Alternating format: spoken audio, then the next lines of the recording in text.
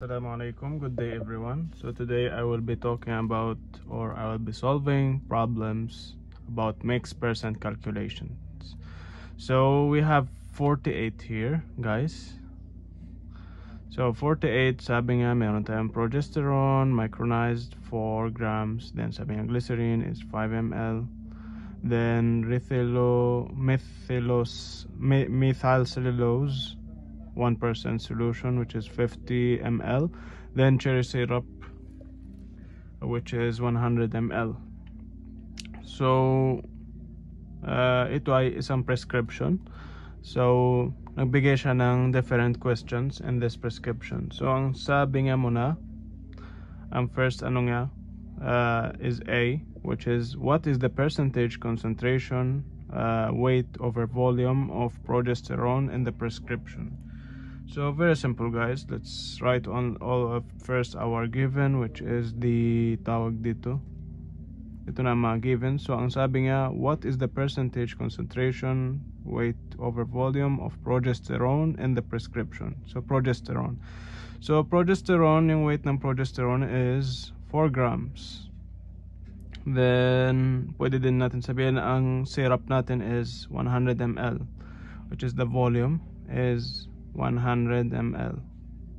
So ang gusto niya is the weight over volume. So in order to do that, ilalagay lang natin ang weight over volume, tapos ang percentage is times 100. So ang gagawin natin is i-substitute lang ang weight pati volume, then divide ang weight by volume, then times by 100. So very easy, guys. So ang 4 siya ang weight, then over 100, which is the volume, then times 100. So very simple, guys. Ang solution is ang 100 pati 100 ma-cancel out silang dalawa, so ang solution is 4. Then ang unit is percentage, weight over volume. So that's the answer for A. Let's go for B. So B, sabi nga, what is the percentage concentration of weight over volume of methylcellulose in the prescription? So very easy din, guys. Sulatin muna natin ang given. So ang given natin, sabi nga methylcellulose, then yung volume is the same, which is 100 ml.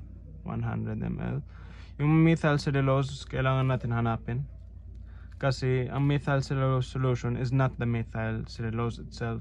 So in order to find methylcellulose, we should write ganito: methylcellulose will be equal to methylcellulose solution times 1%. Kasi sabi nga 1% lang yung methylcellulose. So 1%. So in order to do that, let's substitute. So yung methylcellulose solution is 50 ml. Tapos yung 1%, sabi natin times 1%. Ang 1% is 1 over 100. So ang gagawin ko, i-cancel out ko yung 0 with 0. Then ang 5 pati 10, they can be all divided by 5. So ang 5 divided by 5 will be cancelled out. Then 10 divided by 5 will be 2. So yung natin is 1 over 2. So 1 over 2 is equal to 0.5. So ang 0.5, this is equal to our weight. So ito na ang methylcellulose. So in order to use the same formula, gamitin natin ang same formula ginamit natin sa A. So weight over volume times 100. So yun na, i-substitute lang natin 0.5 over 100 ml times 100. Ito ay ma-cancel out sila. So ang last natin is 0.5. Then yung unit is percentage, weight over volume. So it's very easy, guys. Ito na ang for number or for B. So let's go na for C. So C, ang sabi nga dito, what is the percentage concentration, volume over volume, and weight over volume of glycerin or glycerin, and the specific gravity is 1.25 in the prescription. So very easy guys, isulat lang natin ang given muna. So tingnan natin ang glycerin. Ang binigay dyan is, it's ano tawag dito, it's volume. So yung volume of glycerin is 5 ml. Then yung ano natin, solution is the cherry syrup, same lang. So volume 1 ito, ang volume 2 is 100 ml, same lang sa mga nakaraan. Then for the weight of tawag dito, for the weight of glycerin, para mahanap natin ang weight of glycerin, ang gagawin natin, ang weight is equal to the volume times specific gravity. So binigay nga ang specific gravity dito, which is 1.25. So so yung volume, which is 5 times 1.25, will be equal to 6.25, and it's in grams. So that's our weight. So very simple. Sabi nga muna, gusto niya ang concentration ng volume over volume. So ang gagawin natin, number 1, volume over volume. So volume over volume times 100. So volume 1 over volume 2. So volume 1 natin is 5 ml. Tapos yung volume 2 is 100. Then times 100. So in order to calculate, itong dalawa ano sila cancel out. So 5 na lang ano natin. Then yung percentage is, or yung unit is percentage, volume over volume. So ito na ang for the first ano nga he asked for, which is volume over volume. Let's go na for the weight over volume. So weight over volume, very simple din guys. Parang parehas lang siya sa nakaraan, sa dalawang nakaraan. So weight over volume times 100 times 100. So ang gagawin lang natin dyan, i-substitute lang natin, which is the weight na hanap natin is 6.25 over volume, which is volume 2, 100 times 100. So ma-cancel out ng 100 with 100, and we're left with 6.25, and the unit is percentage, volume or weight over volume. So that's our answer for the second request nila sa question. So moving to number 49. It's a bit challenging guys, kaya ang gagawin ko na lang, na-solve ko na siya na paper here. So ang gagawin ko na lang, itawag dito, ipaliwanag ko ang ginawa ko. So ang ginawa natin first in 49, or ang given sa atin ay different tawag dito, lactic acid, salicylic acid, trichloroacetic acid, mga tawag dito, mga weight nila. Then flexible collodion, which is 100 grams, and like that. So marami ang binigay nila given. Then tawag dito yung A, ang B, ang C. So sa A, sabi nga flexible collodion contains 20% weight over weight, camphor, and 30% weight over weight, castor oil. How many grams of each would be contained and 30 grams of the mixture? So it's a little complicated guys, so dito na lang ang gagawin natin.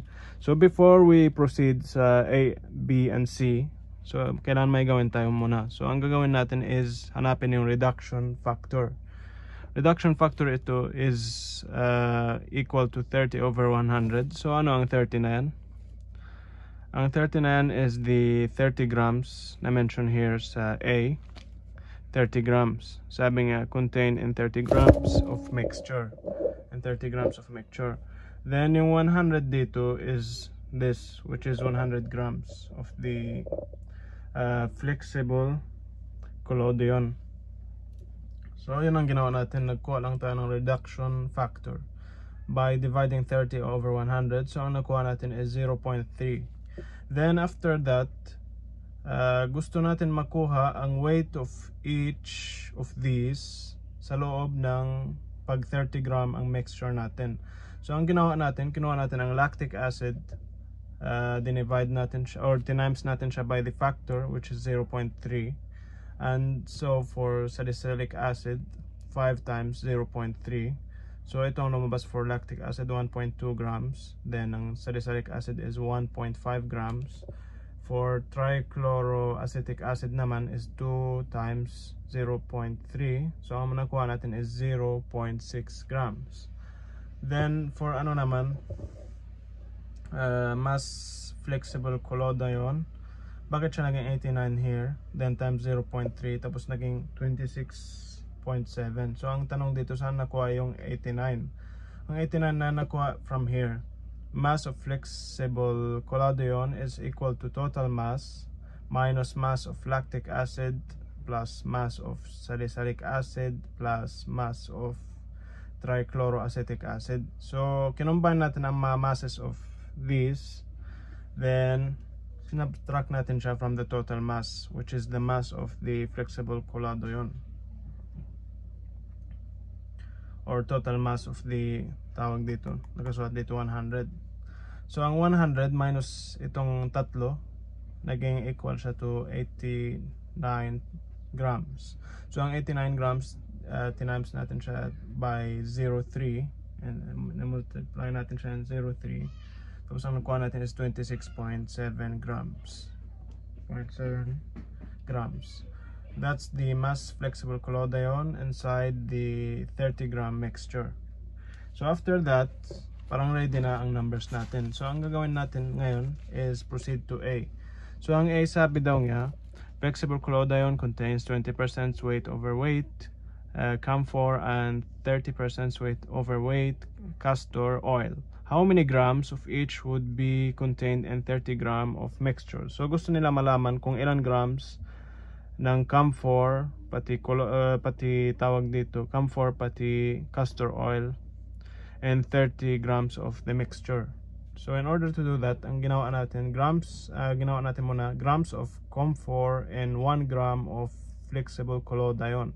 So in order to find that, ang ginawa natin, kinuha natin ang 20. So ang 20 na yan, saan yan nakuha? Nakuha ito sa question, which is 20%.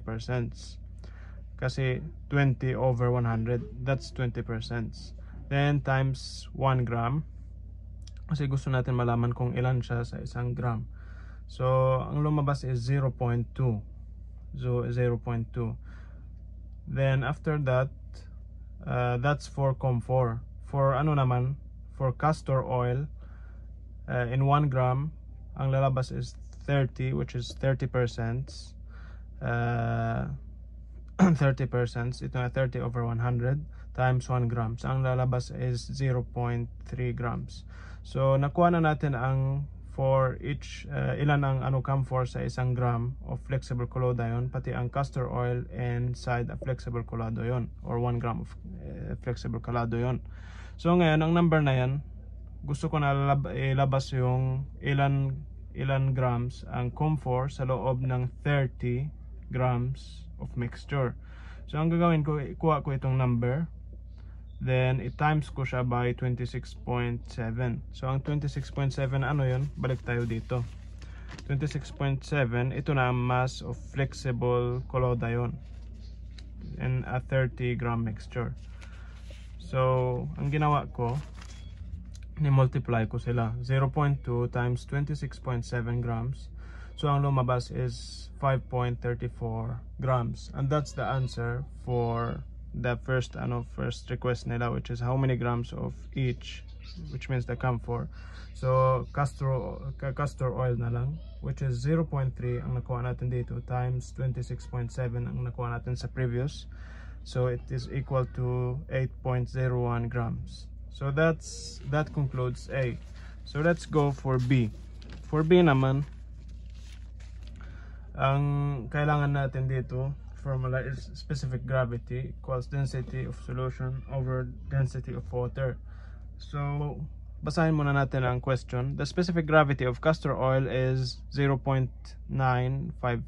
How many milliliters of the oil are contained in 30 grams of the mixture? So ngayon, yung gusto nga, yung ilan ang volume ng castor oil sa loob ng 30 grams of the mixture. So in order to do that, binigay nga sa atin yung specific gravity. Then meron din tayo given, which is the density of water, which is constant 1 gram per ml. So gagamitin natin itong formula kasi may gusto tayong hanapin. Ang gusto natin hanapin here is the density of castor oil muna. Hanapin muna natin ang density. So yung density of solution, ito na ang density of castor oil. Same lang yung formula na yan pati ito. Pero ang ginawa lang natin, transfer natin ito dito. So naging multiplied na siya by specific gravity. So ang formula lumabas is density of castor oil equals to specific gravity of castor oil times density of H2O or of water. So substitute lang natin. So ang specific gravity of castor oil is equal to 0.955, which is here. Then yung density of H2O is 1. So yun, tinimes lang natin siya or multiply natin. So same lang lumabas, 0.955 gram per ml. Then yan ang first gagawin natin. Next, ang hanapin natin is another thing, the volume, which is the thing they ask for in B. So in order to find the volume, pwede natin mahanap using the density formula. So density equals the mass over volume. So ang gusto natin is volume. So transfer natin ang volume in the other side. So naging ano siya, V times D equals M.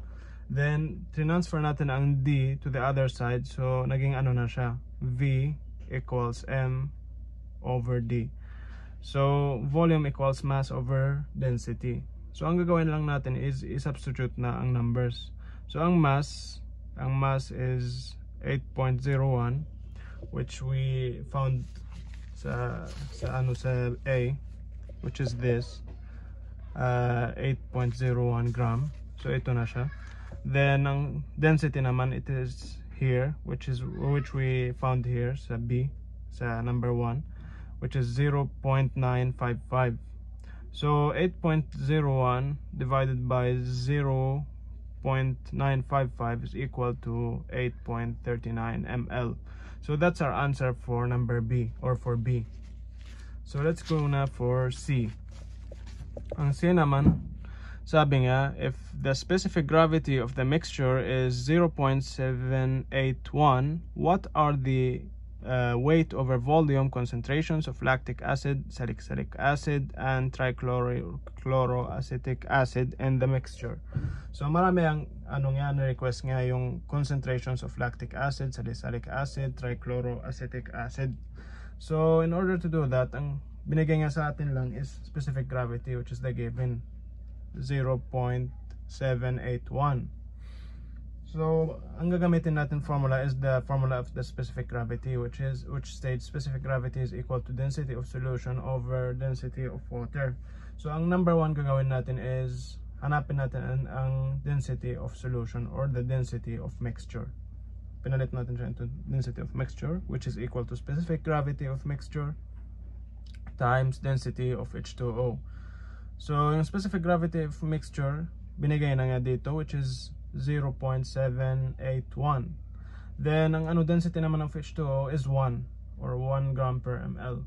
So i-times natin silang dalawa. So ang makukuha natin is same lang, 0.781 gram per ml. So proceeding to number 2, gusto natin makuha yung volume of mixture. So volume of mixture is equal to the mass over density. So yung mass of the mixture, which is here, the 100 grams, ito siya ang 100. Then ang density, which we found here, which is 0.781, ito na siya. So dinivide natin ang 100, we divided 100 by 0.781. So ang lumabas is 128.04 ml, and that's our volume for the mixture. So number 3, hahanapin natin yung concentration, weight over volume concentration for lactic acid, salicylic acid, and trichloroacetic acid. So start tayo with lactic acid. So weight over volume of lactic acid is equal to mass of lactic acid over volume of mixture times 100. So i-substitute lang natin. So ang mass of lactic acid, as we see here, is the 4. So 4. Tapos yung volume of mixture, it is 128. Itong nahanap natin. So 128.04. Then times 100, which is constant percentage. So ang lalabas is 3.12%. 3.12% or weight over volume. That's for lactic acid. So let's go na for weight over volume of salicylic acid. So ang same lang ginawa natin, the mass of salicylic acid, which is here 5, yung 5 dito, 5 grams. Then yung volume of mixture that we found, which is 128, then times 100. So ang lalabas is 3.9%. Then going to the last, which is trichloroacetic acid, yung weight over volume niya is equal to the mass of trichloroacetic acid over volume of mixture times 100. So i-substitute natin. So ang tawag dito, ang mass of trichloroacetic acid is 2 grams over the volume of mixture, which is 128.04. Then i-times natin by 100. So ang lalabas is 1.56%. So that concludes our video for mixed percent calculations. Thank you for watching.